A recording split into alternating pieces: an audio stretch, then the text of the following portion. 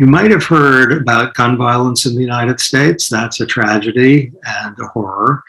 Waiting period laws that delay the purchase of firearms by just a few days reduce gun deaths by about 17%. Put a little sludge into gun purchases. You're going to save hundreds of lives. The reason is that sludge is like a little wall. And if people have to wait a few days, they might give up, or they might think after the few days, well, you know what? I was in a kind of crazy state of mind, and I'm not anymore. This is a very small intervention that saves a lot of lives. It's the flip side of the study I gave you of the University of Michigan. Next. Okay, the scope of the problem is in every country, some significant number of people, often in one neck of the woods, low-income people, fail to get benefits for which they're eligible, in part because of sludge. In your country, and I'm speaking to you personally, whichever one of the 200 you are, I bet you can identify a program where the class of eligibles is much larger than the class of beneficiaries, and the reason is sludge, which is the reason that reduction of sludge can have an outsized effect in actually helping government do better. Next. Okay, here are some examples. Healthcare, mental health problems where people are stigmatized, education, occupational licensing and permit, and building things. That's, let's just say, the fearsome 5 categories in many nations where sludge is a big problem. Next. Okay, here's just a little study that involves the power of sludge reduction. It's just the case that many companies find it clever to say, here's a product, we'll sell it to you for a big price, but if you mail in the form, we'll send you back a lot of money. So the price is actually a lot less high than it looks, because if you mail in the form, you'll get a significant chunk of the money back. You've heard of that?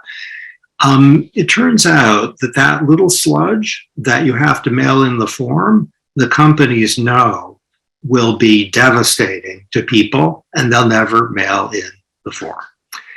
It turns out that people really think they're going to mail in the form. They think about 80% of people are going to mail in the form, but people actually redeem only about 30% of the time. Here are 3 interventions, and what I love about this study, which is called Everyone Believes in Redemption, good name, yes, for an academic study, not about theology, about human behavior.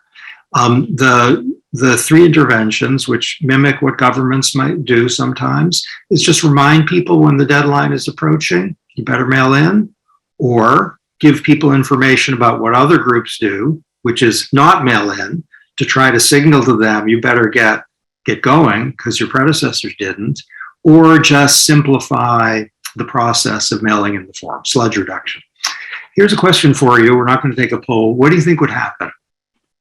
If you ask, I think, the best behavioral scientists in the world, they would say they'd all work. They'd all help get people to mail in the form. Here's the result. Next slide. The reminders had no effect, none. Giving people information about what other groups did had no effect, none. Apparently people thought, that's another group. They're neglectful, not like us. Sludge reduction had a big effect, making it simpler to mail in the form, cut the disparity between people's expectations and their behavior by about half. Next. Okay, here are the mechanisms behind the catastrophe that is sludge. Inertia. I'm thinking now that I got some things I should do with respect to my house and with respect to my cell phone, but I'll do them tomorrow. They'd save me some money, but I'm not going to do them tomorrow. That's inertia.